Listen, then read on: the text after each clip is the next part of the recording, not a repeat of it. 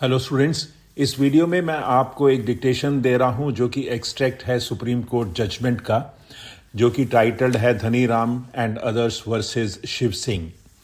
ये civil appeal number 8172 of 2009 है। और लीगल मैटर जो भी अगर आप कर रहे हैं लीगल स्किल टेस्ट देने के लिए, आप डिफरेंट तरह के करते रहिए। और ये मैं आपको सजेस्ट करना चाहूँगा कि जब भी आप कोई भी मैटर की डिक्टेशन लें, उसको ट्रांसक्राइब ज़रूर करें। ट्रांसक्राइब कंप्यूटर पे करें, उसके बाद उसको अच्छी तरह से टेक्स्ट के साथ टैली करें।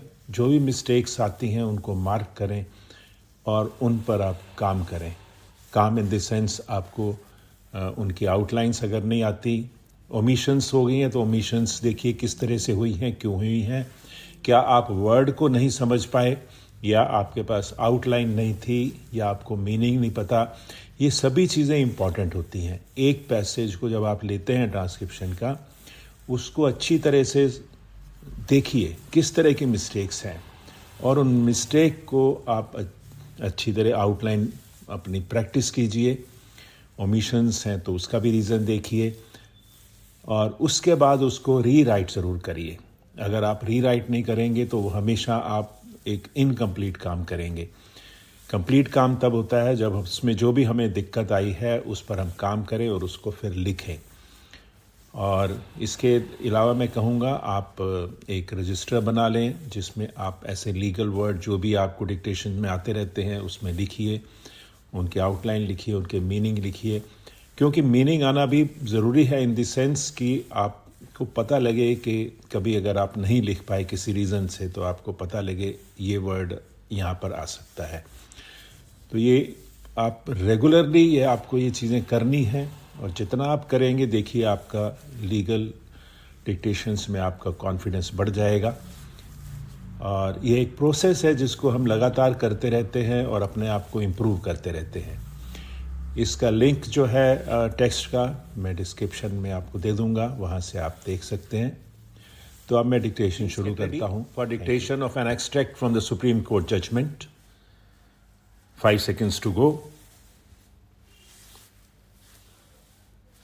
Start.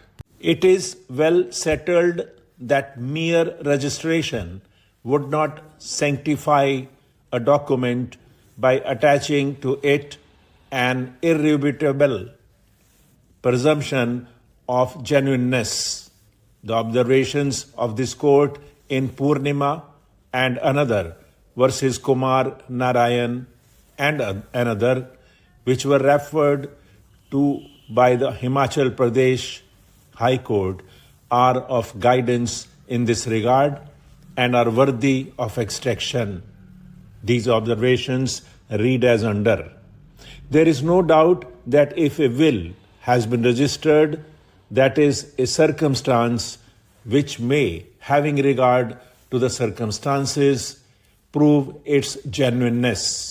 But the mere fact that a will is registered will not by itself be sufficient to dispel all suspicion regarding it where suspicion exists, without submitting the evidence of registration to a close examination. If the evidence as to registration on a close examination reveals that the registration was made in such a manner that it was brought home to the testator that the document of which he was admitting execution was a will disposing of his property, and thereafter he admitted its execution and signed it in token thereof, the registration will dispel the doubt as to the genuineness of the will. But if the evidence as to registration shows that it was done in a perfunctory manner, that the officer registering the will did not read it over to the testator, or did not bring home to him that he was admitting the execution of a will, or did not satisfy himself in some other way, as for example, by seeing the testator reading the will, that the testator knew that it was a will, the execution of which he was admitting. The fact that the will was registered would not be of much value. It is not unknown that registration may take place without the executant really knowing what he was registering. Law reports are full of cases in which registered wills have not been acted upon. Therefore, the mere fact of registration may not by itself be enough to dispel all suspicion that may attach to the execution and attestation of a will, though the fact that there has been registration would be an important circumstance in favor of the will being genuine if the evidence as to registration establishes that the testator admitted the execution of the will after knowing that it was a will, the execution of which he was admitting. We may also refer to Janki Narayan versus Namdeo, wherein this court held that to prove that a will has been executed, the requirements in clauses A, B, and C of Section 63 of the Succession Act have to be complied with.